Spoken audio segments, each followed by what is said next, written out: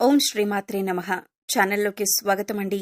ఈ వీడియోలో మనం కన్యా రాశి వారి గురించి తెలుసుకోబోతున్నాం. ఈ రాశి వారి జీవితంలోకి జూన్ 10వ తేదీన రాబోతున్న ఆ ఇద్దరు వ్యక్తులెవరు? ఈ ఇద్దరు రాక వల్ల మీ జీవితం ఎటువంటి మలుపు తీసుకుంటుంది? ఈ రాశి వారికి జూన్ 10వ తేదీన అసలేం జరగబోతుంది?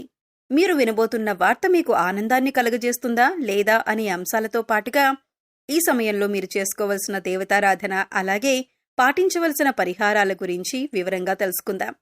కానీ అంతకంటే ముందుగా మీరు కనుక మన ఛానల్ని ఇప్పటివరకు సబ్స్క్రైబ్ చేసుకోకపోతే సబ్స్క్రైబ్ చేసుకొని పక్కనే ఉన్న బెల్ ఐకాన్ నొక్కి ఆల్ సెలెక్ట్ చేసుకుంటే మేము ఇలాంటి వీడియోస్ అప్లోడ్ చేయగానే ముందుగా మీకు నోటిఫికేషన్ వస్తుంది. అలాగే వీడియో నచ్చినట్లయితే లైక్ చేసి షేర్ చేయడం మర్చిపోకండి. అలాగే వీడియో ఎక్కడా కూడా స్కిప్ చేయకుండా చివరి వరకు చూస్తేనే మేమేం చెబుతున్నామో మీకు పూర్తిగా అర్థమవుతుంది.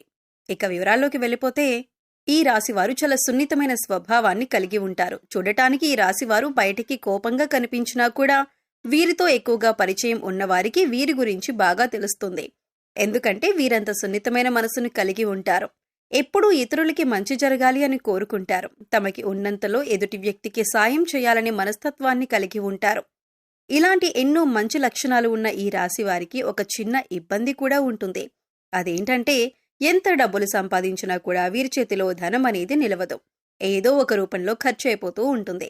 అయితే ఆ ఖర్చు చూడటానికి ఏదీ కూడా వృధా ఖర్చు అనిపించదు. అంటే ఉదాహరణకి మీరు ₹1 సంపాదించారనుకోండి, అది ఖర్చు అవటమే కాకుండా ఇంకా ₹10 ఖర్చు కనబడుతూ ఉంటుంది. దీనివల్ల ఆర్థిక ప్రణాళిక అనేది ఈ రాశి వారికి ఇబ్బందిగా మారుతుంది. ఇక ముఖ్యంగా ఈ రాశి వారి జీవితంలో కొత్తగా ఇతర వ్యక్తుల పరిచయం వల్ల వీరి జీవితం మలుపు తిరగబోతుంది. సాధారణంగా మనం చూసుకుంటే మన జీవితంలోకి ఎవరైనా కొత్త వ్యక్తి వచ్చినప్పుడు మన జీవితం మలుపు తీసుకుంటుంది. అయితే కొన్ని పరిచయాలు మంచికి దారితీస్తే మరికొన్ని పరిచయాలు చెడుకు దారితీస్తాయి. ఇప్పటిదాకా ఎన్నో రకాలుగా కష్టాలు పడిన ఈ రాశి వారికి ఇకపై మంచి సమయం వచ్చిందనే చెప్పాలి. అయితే ఇక్కడ ముఖ్యంగా మీరు గమనించవలసింది ఏమిటంటే మీకు సంబంధం లేని విషయాల్లో మాత్రం మీరు తలదూర్చకూడదు.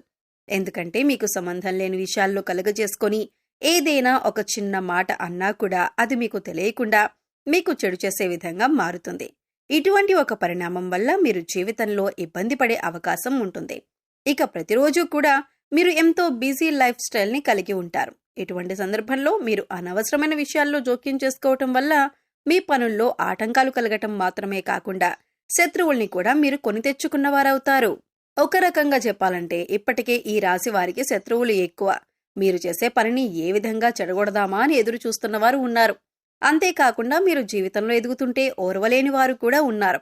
పైకి మంచిగానే మాట్లాడుతూ మీతో స్నేహంగా నటిస్తూ మీ పతనాన్ని కోరుకుంటున్నారు. మరి ఇటువంటి సమయంలో ఇద్దరు నూతన వ్యక్తుల పరిచయం వీరి జీవితాన్ని ఎలా మలుపు తిప్పుతుంది అనటంలో సందేహం లేదు. అయితే వీరి పరిచయం వల్ల మీకు మంచే జరగబోతుంది. ఇక ఇద్దరు వ్యక్తులు మీ జీవితంలోకి వచ్చారని ఎలా గుర్తించాలి, వారి పేర్లు ఏ అక్షరంతో మొదలవుతాయి అనే అంశాలను ఇప్పుడు వివరంగా తెలుసుకుందాం. మీ జీవితంలోకి రాబోతున్న మొదటి వ్యక్తి యొక్క పేరులోని మొదటి అక్షరం ఏ అనే అక్షరంతో మొదలవుతుంది. అలాగే మరొక వ్యక్తి యొక్క పేరు చూసుకున్నట్లయితే ఎస్ అనే అక్షరంతో పేరు మొదలయ్యే వ్యక్తి కూడా మీకు నూతనంగా పరిచయం అయ్యే అవకాశం ఉంది.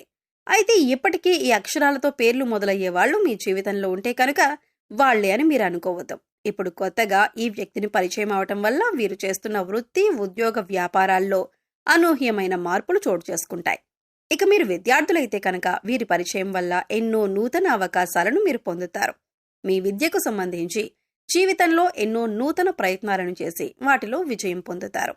ఇక విదేశాలకు వెళ్లాలి అనుకునేవారు ఈ నూతన అభ్యర్థుల పరిచయం వల్ల మీకు వారి నుంచి కావలసినంత సహాయం లభిస్తుంది. మాట సహాయం కానీ, ఆర్థిక సహాయం కానీ, దీనివల్ల మీరు జీవితంలో ఉన్నత స్థానానికి ఎదగటానికి సహాయపడుతుంది. ఇక మీరు చేస్తున్నటువంటి ఎటువంటి వృత్తి, ఉద్యోగ, వ్యాపారాలైనా కూడా ఈ వ్యక్తుల రాక వల్ల విస్తరింపబడతాయి. ఉద్యోగంలో మీకు వారు ఎంతో సహాయం చేస్తారు. ఇక వ్యాపార పరంగా చూసుకున్నట్లయితే వీరి కారణంగా మీకు ఆర్థిక లాభాలు పొందే అవకాశం కూడా ఉంటుంది. అలాగే ఈ సమయంలో మీరు అందరినీ నమ్మకూడదు. ముందుగా ఎదుటి వ్యక్తులు మీ మంచికి చెబుతున్నారా లేదా వారు మీ చెడు కోరుకుంటున్నారా అనే అంశాన్ని మీరు గమనించాలి.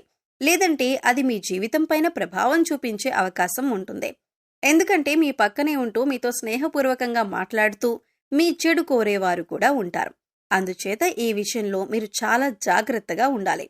ఎందుకంటే గతంలో మీకు వారు ఎంత చెడు చేసినా అలాగే వారు చెడు చేశారని తెలిసినా కూడా మీరు మళ్ళీ వాళ్ళతో మాట్లాడేటప్పుడు వాళ్ళు మీకు చేసిన అన్యాయం గుర్తుకు రాదు. అది మీ అతి మంచితనమని చెప్పుకోవచ్చు. అందరినీ తొందరగా నమ్మేస్తారు. అలాగే అందరూ మనవాళ్లే అని అనుకుంటారు.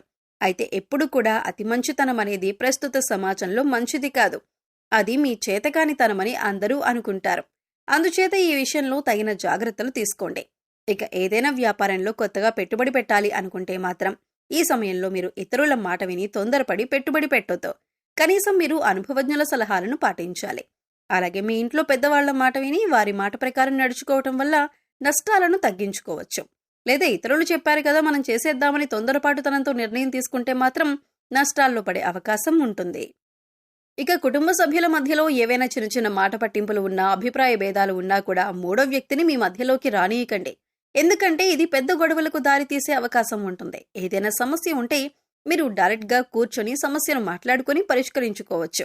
ఇలా చేయటం వల్ల మీకు మానసికంగా కూడా ప్రశాంతంగా ఉంటుంది. సమస్యలు అక్కడికక్కడే పరిష్కారం అవుతాయి. ఇక ఈ సమయంలో అవివాహితులకు మంచి సంబంధం కలిసి వస్తుంది. మీరు కోరుకున్న జీవిత భాగస్వామి లభిస్తుంది. అలాగే ఆరోగ్యపరంగా చూసుకున్నట్లయితే ఈ సమయంలో మీరు దగ్గు, జలుబు, ఆయాసంతో కొద్దిగా ఇబ్బంది పడే అవకాశం ఉంటుంది.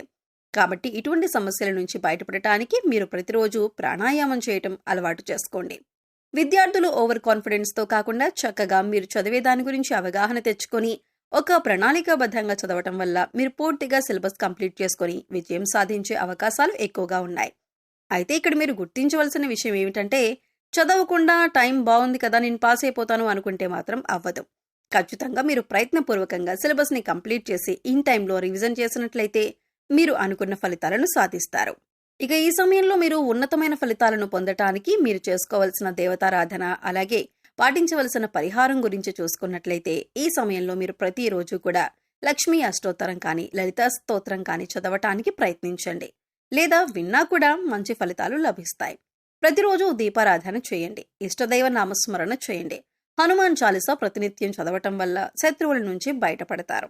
అలాగే మీరు పాటించవలసిన పరిహారాలు చూసుకున్నట్లయితే ప్రతిరోజు నవగ్రహ స్తోత్రాలను చదువుకోండి. వీలైతే గుడికి వెళ్లి నవగ్రహాలకు ప్రదక్షిణలు చేయండి.